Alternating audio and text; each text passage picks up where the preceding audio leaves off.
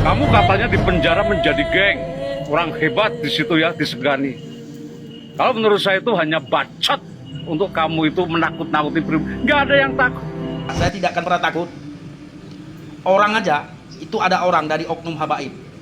Siapa? Saya sebutin ya, Bahar sama Rizik. Suka menghina orang, mencaci orang. Nggak ada ditangkap. Ya, kenal nggak? Ini dulu masih tetanggaan sama gue, ini dulu tahun 90, ya. Nah, udah tua, ceking kayak begini dia sebelum dibengket kepalanya. Nggak saya tahu. Hah?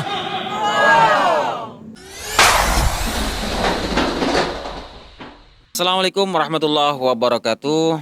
Sebelumnya saya ingin mengucapkan minal aidin wal faidin, mohon maaf lahir dan batin buat semua teman-teman dan juga sahabat-sahabat AA DJ dimanapun berada. Nah, kemarin beberapa hari kita tidak sempat upload video karena ada sedikit kendala dari channel AA DJ. Alhamdulillah sekarang kita bisa mengudara kembali berkat dukungan teman-teman semua.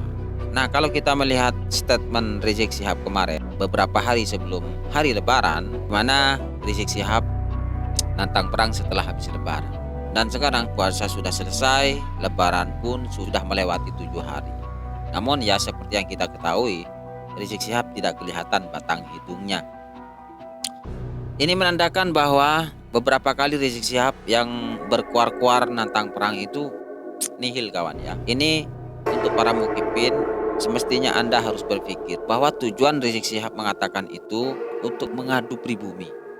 Dengan berstatement ajak perang, para mukibin akan menjadi tersulut dan bersemangat untuk menyambut seruan Rizik Syihab. Tapi padahal sebetulnya itu hanya adu domba dan sangat membahayakan sekali terhadap generasi pribumi, terutama para mukibin. Kenapa? Karena kalau ini terjadi chaos, maka yang jelas mukibin lah yang akan menjadi korbannya. Sekarang warga pribumi ini betul-betul serius.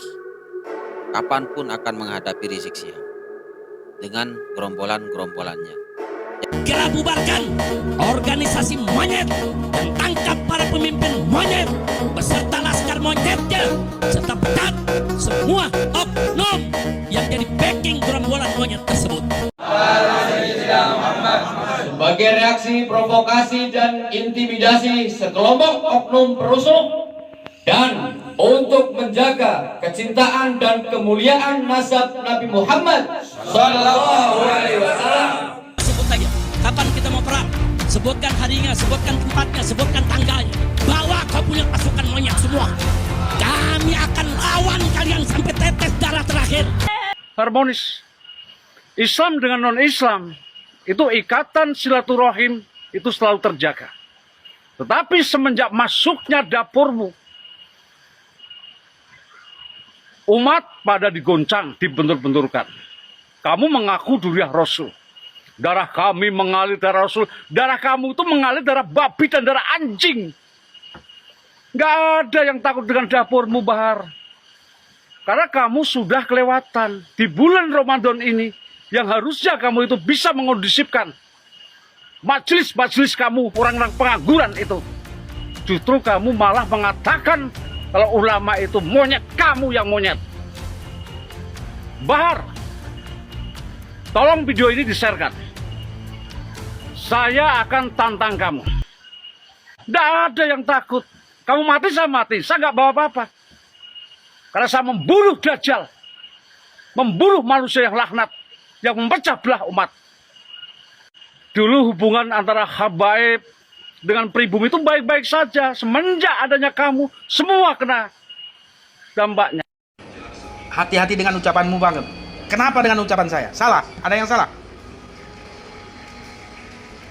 Saya terangkan, saya tidak ada menghina Bapak Idrus Aljupri Palu terkait mau didaftarkan menjadi pahlawan nasional.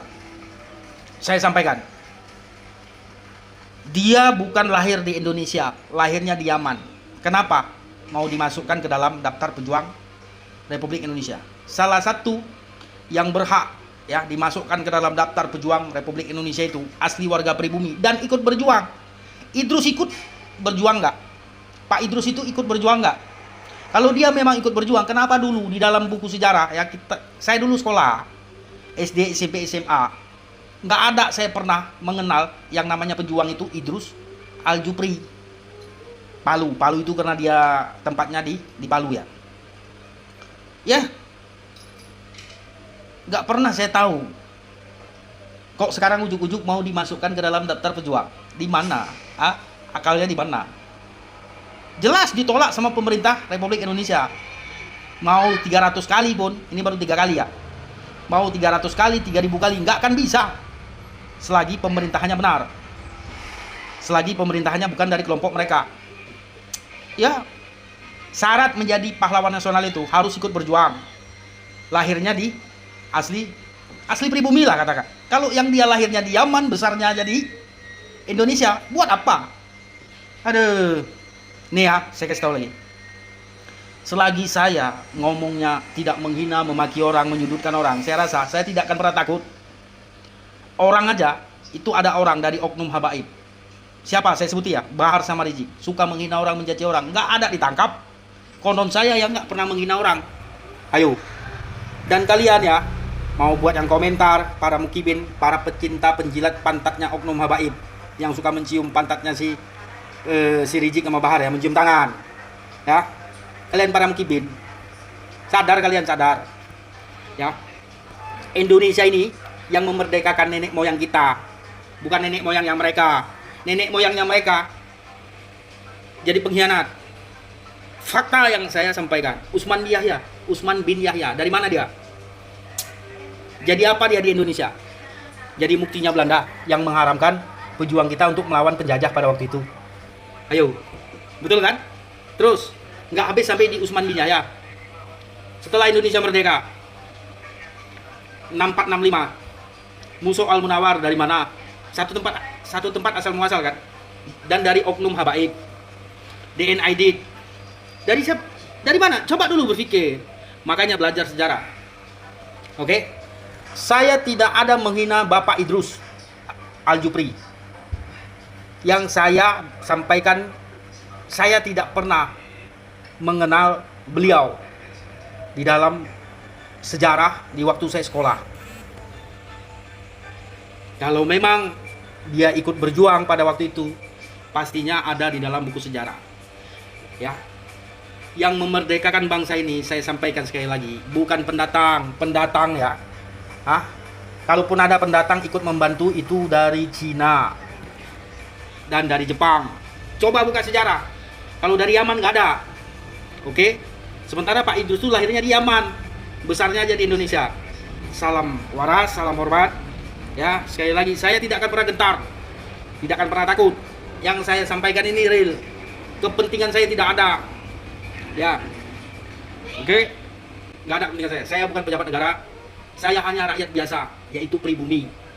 Ya, saya tidak mau kalau orang luar yang nggak ikut berjuang, yang bukan lahir di Indonesia dimasukkan ke dalam daftar berjuang. Lebih baik kita cari, ya, daerah, pokoknya Indonesia inilah dari Sabang sampai Merauke, cari yang asli pribumi, yang masih belum terdaftar. Pasti ada. Lebih bagus kita cari orang asli pribumi yang lahir di Indonesia menjadi pahlawan. Kita daftarkan, itu baru saya setuju. Oke? Assalamualaikum warahmatullahi wabarakatuh. Kadrun, lo kenal dia nggak? Lo kenal siapa ini yang lo panggil itu? Kenal nggak? Ini tahun 90 lalu ini. Nah, ini masih tetangga gue dulunya. Dia masih teriak-teriak jualan minyak nyong-nyong itu. Ya. Nah, ini loh aslinya.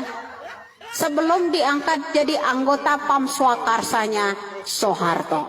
Ya. Nah, ini. Ya, kenal nggak? Ini dulu masih tetanggaan sama gue. Ini dulu tahun 90, ya. Nah, udah tua ceking kayak begini dia sebelum dibengket kepalanya. Nggak saya tahu. Teh, gimana Habib-Habib palsu dari Yaman? Jangan kau tanya-tanya saya, ya. Jangan kau pancing-pancing saya membicarakan fakta. Nanti saya digeruduk masa pemegang kunci surga. Nanti saya ditanyain soal ayat-ayat lah. Disuruhnya lah saya pakai kerudung, ya kan? Jangan kau pancing-pancing. Ya, banyak yang tidak suka. Nanti itu ternak-ternaknya tuh bermunculan. Udah serasa nanti sosial media saya serasa mau kiamat. Ini satu lagi, sis katanya Gubernur Deddy Mulyadi membongkar bisnis Habib Yaman, benarkah katanya. Terus lu pikir gue tahu gitu? Hah? Terus kalian itu tanya segala macam sampai ke togel-togel pun tanya saya, emang kalian pikir saya ini apa? Hah? Emang Habib Yaman bisnis apa sih? Bisnis itu yang di puncak itu bukan sih? Yang apa, air liur, air ludah, atau air zam-zam jadi-jadian atau apa sih? Saya tidak tahu. Kalian itu jangan aneh-aneh deh. Tapi ya banyak yang komentar, nggak usah takut. Saya nggak takut pemirsa sama mereka. Mereka tuh cuma ngotor-ngotorin Indonesia saja. Benar nggak sih pemirsa?